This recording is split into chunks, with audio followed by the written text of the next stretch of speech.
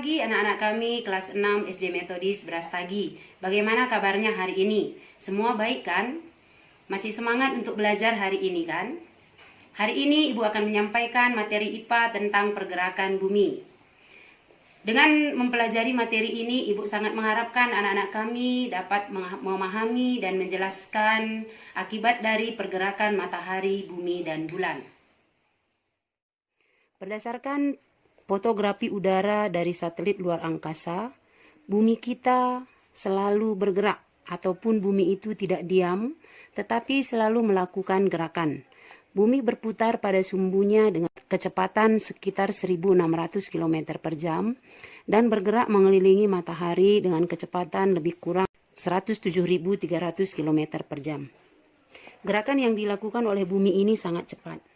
Namun, kita sering tidak merasakan bahwa bumi ini bergerak. Walaupun kita tidak merasakan bumi bergerak, namun sesungguhnya kita bisa melihat ataupun membuktikan tanda-tanda bahwa bumi itu bergerak.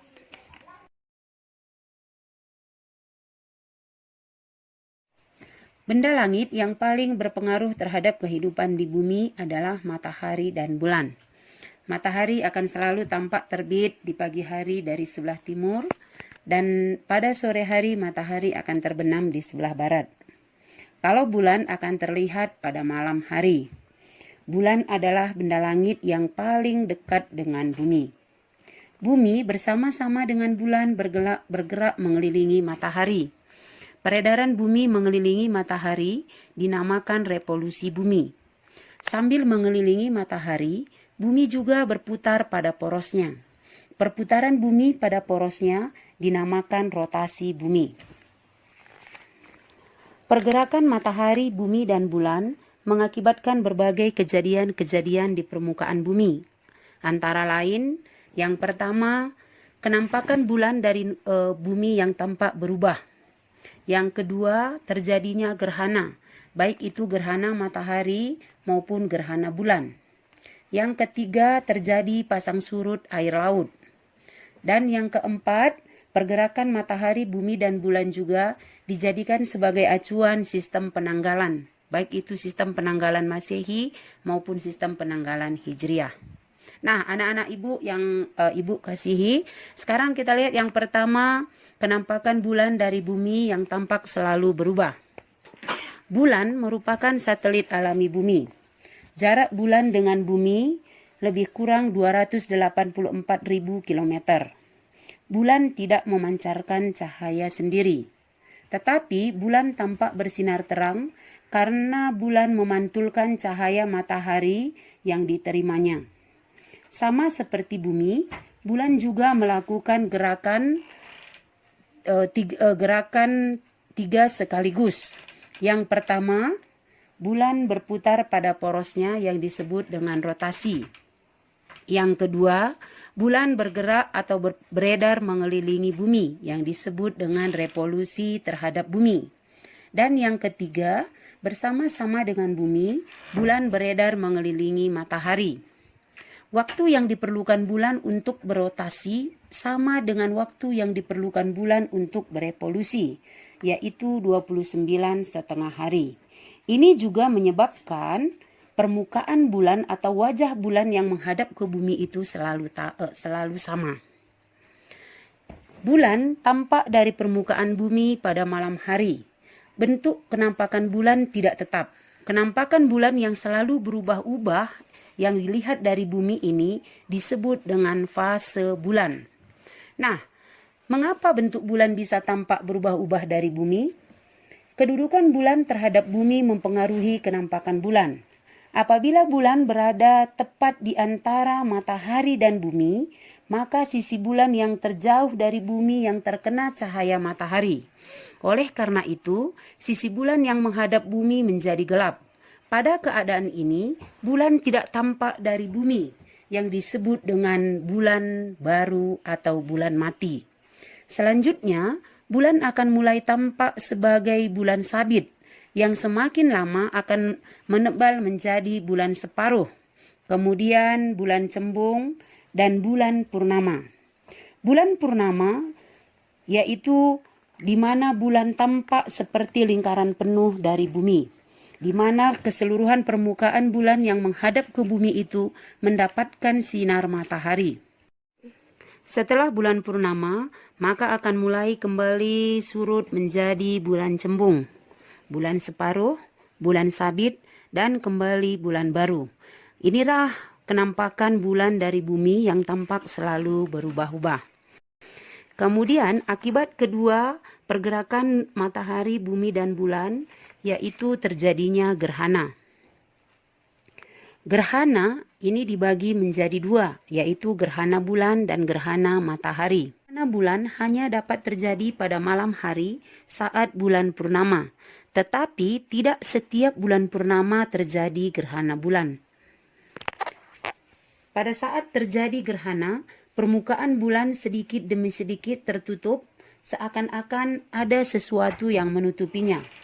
Setelah itu, bulan menjadi gelap dan kita tidak dapat melihat bulan. Nah, sebenarnya kemanakah bulan tersebut? Bulan tersebut sebenarnya tidak hilang, melainkan tetap berada pada lintasannya. Dalam peredarannya mengelilingi bumi, ada kalanya bulan berada di belakang bumi, yaitu pada saat bulan purnama. Nah, jika letak bulan, bumi, dan matahari berada pada satu garis lurus, maka bulan masuk ke dalam bayangan bumi. Keadaan yang demikian disebut gerhana bulan. Pada keadaan tersebut, cahaya matahari yang seharusnya diterima oleh bulan terhalang oleh bumi, sehingga bulan terlihat gelap atau tidak kelihatan. Nah, ukuran matahari yang lebih besar dari ukuran bumi dan bulan, akibatnya setiap gerhana terbentuk dua jenis bayangan, yaitu yang pertama bayang-bayang inti atau disebut dengan umbra. Bayang-bayang inti atau umbra ini merupakan bayang-bayang bumi yang paling gelap. Dan yang kedua, bayang-bayang samar atau penumbra. Bayang-bayang samar atau penumbra itu merupakan bayang-bayang bumi yang agak terang atau kabur. Pada saat bulan berada pada penumbra bumi, maka kita katakan gerhana bulan penumbra. Dan ketika bulan sebagian berada pada penumbra bumi dan sebagian lagi berada pada umbra bumi, maka dikatakan gerhana bulan sebagian. Selanjutnya, setelah bulan masuk ke umbra bumi atau bayangan inti, maka disebut atau kita katakan terjadi gerhana bulan total, di mana pada saat itu bulan tidak tampak sama sekali dari bumi. Tetapi ini bukan bulan baru, karena gerhana bulan ini terjadi pada saat bulan purnama. Gerhana kedua yang terjadi adalah gerhana matahari. Gerhana matahari terjadi jika bulan berada di antara matahari dan bumi dalam satu garis lurus. Kalau kita perhatikan kembali fase-fase bulan, maka hal itu hanya mungkin terjadi pada saat bulan baru atau bulan mati. Di siang hari, pada saat gerhana matahari, bulan sedikit demi sedikit menutupi matahari dari pandangan kita. Ada 3 jenis gerhana matahari yang mungkin terjadi, yaitu yang pertama gerhana matahari total, yang kedua gerhana matahari cincin, dan yang ketiga adalah gerhana matahari sebagian. Nah, kita lihat yang pertama gerhana matahari total.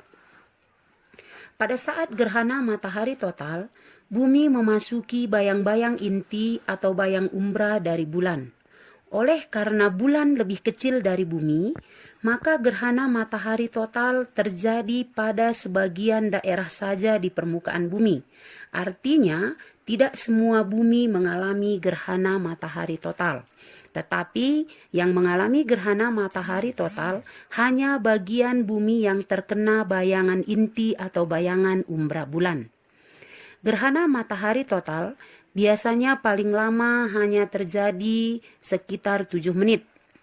Ketika gerhana matahari total terjadi pada daerah atau tempat-tempat tertentu di permukaan bumi, maka di daerah tersebut menjadi gelap untuk sementara waktu. Yang kedua, terjadi gerhana matahari sebagian. Gerhana matahari sebagian terjadi sebelum dan sesudah gerhana matahari total. Pada keadaan ini, sebagian daerah di permukaan bumi masuk ke penumbra bulan atau bayangan kabur bulan. 3. Gerhana matahari cincin. Gerhana matahari cincin terjadi jika bulan berada pada titik terjauhnya dari bumi. Pada keadaan tersebut, sebagian permukaan bumi terkena perpanjangan umbra bulan, sehingga matahari terlihat seperti cincin. Inilah materi yang Ibu sampaikan pada hari ini dan akan kita lanjutkan pada hari atau pertemuan berikutnya. Semoga anak-anak kami dapat memahaminya dan dapat melaksanakan atau mengerjakan tugasnya yang akan Ibu berikan. Terima kasih.